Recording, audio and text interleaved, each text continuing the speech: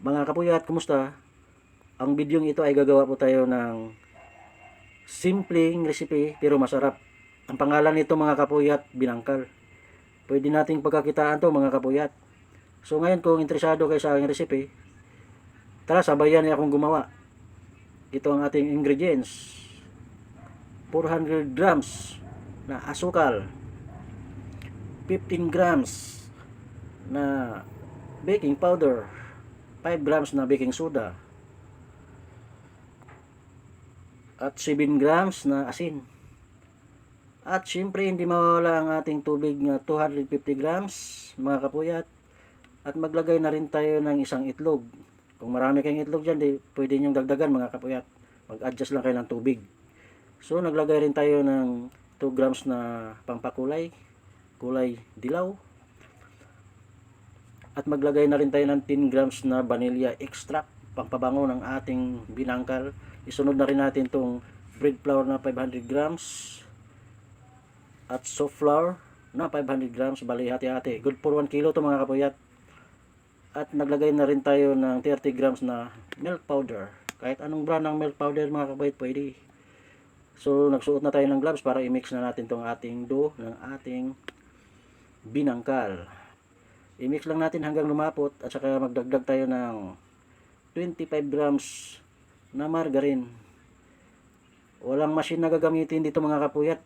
Mano-mano lang talaga to kasi madali lang naman tong i-mix ang ating dough ng ating binangkal.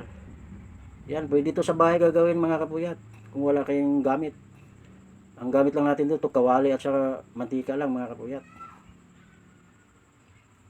So i-mix lang natin ang i-mix hanggang ma-fully develop at kikintab yung ating dough ng ating binangkal.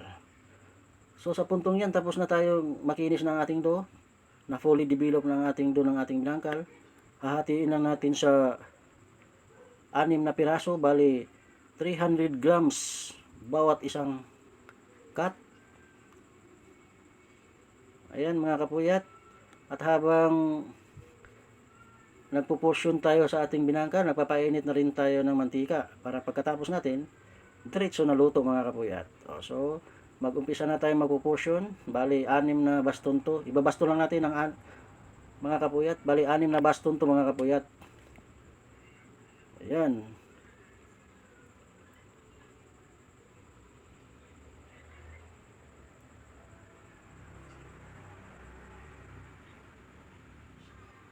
So sa puntong yan, tapos na tayong nagbabaston. Ang gagawin natin is ikakat lang natin to ng 10 piraso bawat baston mga kapuyat. So 6 na baston, 10 piraso, bali ang labas niyan 60 pieces.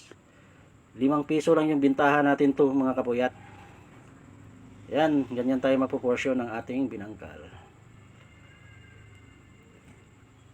So tapos na tayong proportion ng ating binangkal. Ang gagawin na natin ay i-round shape natin. Ganyan yung paggawa ko mga kapuyat. Bali hinihigpitan ko yung pag-round para hindi siya maraming bitak ang ating binangkal mga kapuyat. Yan. Bali sa pagluto niya mga kapuyat, katamtamang init lang yung ating mantika. Kasi pag sobrang init naman, mabibigla yung binangkal natin at saka kulang naman sa init, sisip-sip siya ng mantika. So ang labas niyan, pagkain mo, mamantika yung binangkal natin. So ang proseso ko sa paglagay ng sesame seeds mga kapuyat, pinaliguan ko muna ng tubig para ang purpose niyan, didikit ang ating sesame seeds or linga doon sa ating binangkal para hindi siya kalbo, para siksik sa sesame seeds para kaakit-akit ng mga customer mga kapuyat. Bali 300 grams lang pala yung sesame seeds ko dyan mga kapuyat. So binilog-bilog na natin dyan. Ang purpose niya pagbilog-bilog mga kapuyat para parang madiin yung sesame seeds doon sa ating binangkal para hindi siya kalbo, para hindi siya mahulog dyan sa mantika mga kapuyat. Kasi pag hindi natin gagawin, yan ang sanhi ng pagkakalbo ng ating binangkal.